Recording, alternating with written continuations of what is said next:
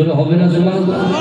হে প্রভু রহমান তোমার ওই সেরা দান নূরানি আল কোরআন, নূরানি আল কোরআন। কোরআন তাই প্রমাণ দেয় নেই যে তাতে কোনো ভুল, হাকিকাত যার আয়াত সত্য পথ জ্ঞানের মূল, যার হরফে আছে মধু শান্তি যে অপরাণ। নূরানি আল কোরআন, নূরানি আল কোরআন। যদি হবে না সুবহানাল্লাহ। কোরআন জ্ঞানের আধার আল্লাহ মহাজ্ঞানী, সত্য পথের দিশা দিলেন কোরআন খানি। কোরআন জ্ঞানের আধার আল্লাহ মহাজ্ঞানী, সত্য পথের দিশা দিলেন কোরআন খানি। পাঠ করিলে মধুর বাণী পবিত্র হবে প্রাণ। নূরানি আল কোরআন, নূরানি আল কোরআন, নূরানি আল কোরআন, নূরানি আল কোরআন। সকল রোগের সেবা কোরআন পাকে পাওয়া যায়, এক হরফে 10টি নেকি আমল নামায় জমা হয়। সকল রোগের সেবা কোরআন পাকে পাওয়া যায়, এক হরফে 10টি নেকি আমল নামায় জমা হয়। কোরআন হলো ওই সেবানী, কোরআন হলো ওই সেবানী, মানব জীবন বিধান। নূরানি আল কোরআন, নূরানি আল কোরআন, নূরানি আল কোরআন, নূরানি আল কোরআন। হে প্রভু রহমান তোমার ওই সেরা দান নূরানি আল কোরআন, নূরানি আল কোরআন। আল্লাহুম্মা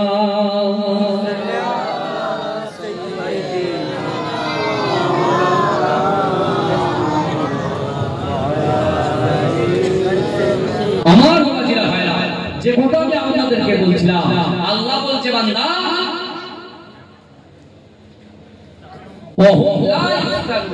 আমি আল্লাহ পরীক্ষা করি। ওই যুবকটা কি চেয়েছে? প্রথমে চেয়েছিল আল্লাহ জাহান্নামের বিরুদ্ধ থেকে জাহান্নামের কোনায়, আর জাহান্নামের কোনায় গিয়ে ওর মনে হলো যেন জাহান্নামের বাইরে আল্লাহ দাঁড় করিয়ে দেয়। আর আমার আল্লাহ পাক জাহান্নামের বাইরে তাকে দাঁড় করিয়ে দিলেন। জোরে বলে বলে কিন্তু আমার আল্লাহ কি না পারে, আমার আল্লাহ কি না পারে ভালো করে বোঝে। তো আল্লাহর ওই বান্দাকে আল্লাহ যে জায়গায় জাহান্নামের বাইরে দাঁড় করিয়েছে, সেখান থেকে আল্লাহর দয়ার জান্নাত দেখা যায়। জোরে বলুন, জোরে বলুন না সুবহান আল্লাহ। এমন একটা জায়গায় তাকে দাঁড় করাতে পারতেন, সেখান থেকে জান্নাত দেখার নাও যেতে পারে। তো কথা বলেন না, এই কথা বলেন আমার ভাইরা, আমার বাবাজিরা, ভালো করে বোঝার চেষ্টা করে। আল্লাহ পাক রব্বুল আলামিনের ওই বান্দা ওই জায়গা থেকে যখন জান্নাত দেখতে পাচ্ছে, মনে ইচ্ছা হচ্ছে যে আল্লাহ ওটা কি? আল্লাহ বলে এটাই তো সেই জান্নাত যার জন্য আমি নামাজ, বুনিয়াল ইসলাম ওয়ালা খামসে, ইসলামের 5টা ভিত্তি, 5টা খুঁটি, 5টা পিলার, কলেমা, নামাজ, রোজা, হজ আর যাকাত। এই যুবকেরা বিশ্বাস করো, ইসলাম মানে শান্তি। আর ইসলাম কখনো জোরপূর্বক কোনো বান্দার উপরে আল্লাহ চাপিয়ে দেয়নি, আল্লাহ ভাগ করে দিয়েছে। ভাগ, কলেমা, নামাজ, রোজা, এই তিনটে যে বড়লোককে, আমিরকে, ফকিরকে, ধনী, সবার জন্য সমান। সবার জন্য কি বলেন? সমান। আর হজ আর যাকাত যাদের অর্থ আছে, যারা ধনী ব্যক্তি, তাদের জন্য ফরজ। আমার ভাই রাসূলুল্লাহ সাল্লাল্লাহু আলাইহি ওয়াসাল্লাম তিনি যে তার জবানে বলেছেন শাবানু শাহরি ওয়া রমজানু শাহরুল্লাহ, শাবান মাস হচ্ছে আমি রাসূলুল্লাহর মাস, আর রমজান মাসটা হলো আল্লাহর মাস। আর এই শাবান মাসের আগে মাস হচ্ছে রজব মাস। আর এই রজব মাস যখন আসবে, আল্লাহ বেশি বেশি করে দোয়া চাইতেন, আল্লাহ আমাকে রমজান পর্যন্ত আপনি হায়াত দিয়ে দেন। যদি বলে বলে কারণ রমজান মাসটা হলো গুনাহ মাফ করার মাস। তাই আল্লাহ পাক কোরআনে বলছে, বান্দা তুবু ইলাল্লাহি তাওবাতান নসুহা, ও বান্দা তোমরা যদি তওবার মতো তওবা করতে পারো, আমি আল্লাহ তোমাদের পিছনে সগীরা কাবীরা গুনাহগুলোকে ধুয়ে মুছে সাফ করে দেব। জোরে বলুন সুবহানাল্লাহ। জোরে বলা যাবে সুবহান। আল্লাহর ওই বান্দা আল্লাহকে জিজ্ঞাসা করছে আল্লাহ ওটা কি? আল্লাহ বলছে আমি বলেছিলাম ওয়াসারিউ ইলা মাগফিরাতিন মির রাব্বিকুম ওয়া জান্নাতিন আরদুহাস সামাওয়াতু ওয়াল আরদ উইদাত লিল মুত্তাকিন। এ যুবকেরা, এ নবী পাকের উম্মতিরা, আল্লাহর কোরআন বলছে বান্দা ওয়াসারিউ ইলা মাগফিরাতিন মির রাব্বিকুম, ও বান্দা তোমরা অতি দ্রুত অগ্রসর হও আমি আল্লাহ পাক আমার ক্ষমার দিকে।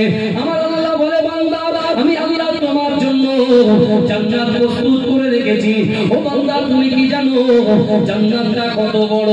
আল্লাহর কোরআন বলছে আসমান জমিনের মিডিলে যতটা ফাঁকা জায়গা আছে ওই ফাঁকা জায়গা সরো আল্লাহ পাক একটা জান্নাতকে সৃষ্টি করেছে।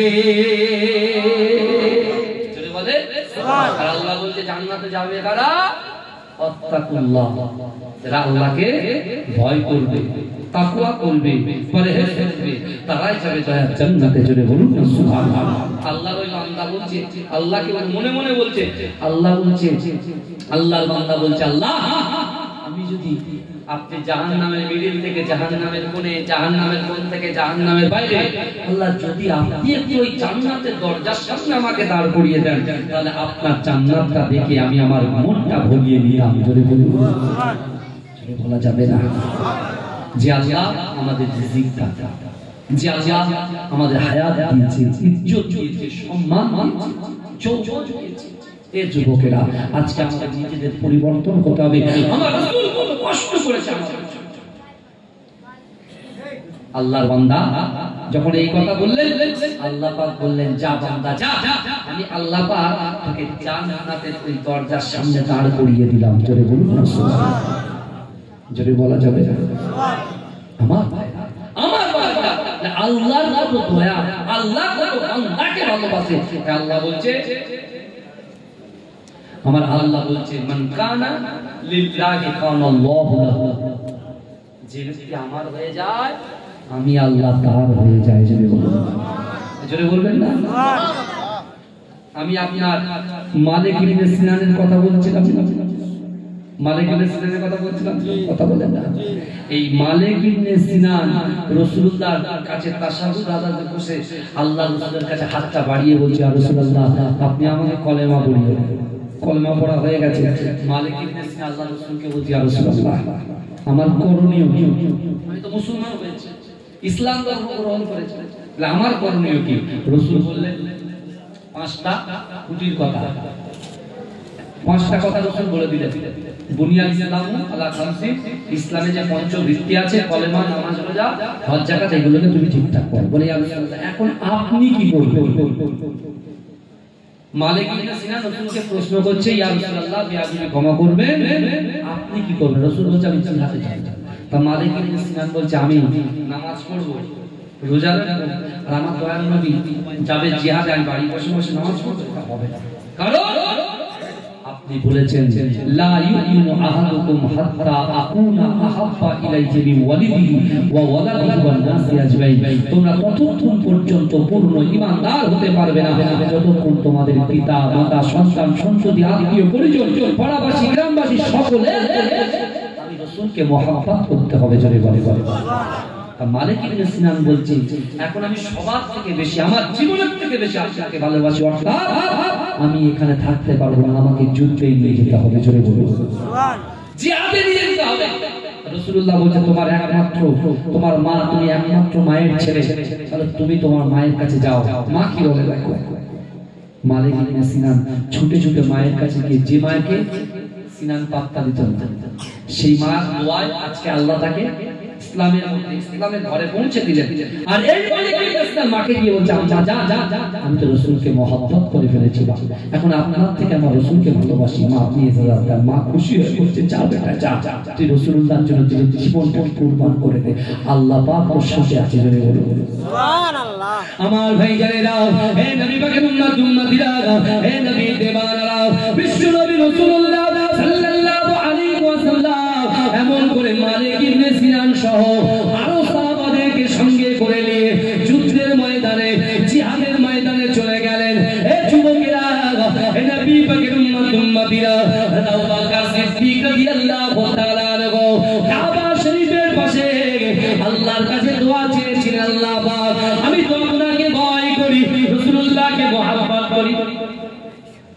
দাঁড়িয়ে যান, নারে তাকবীর।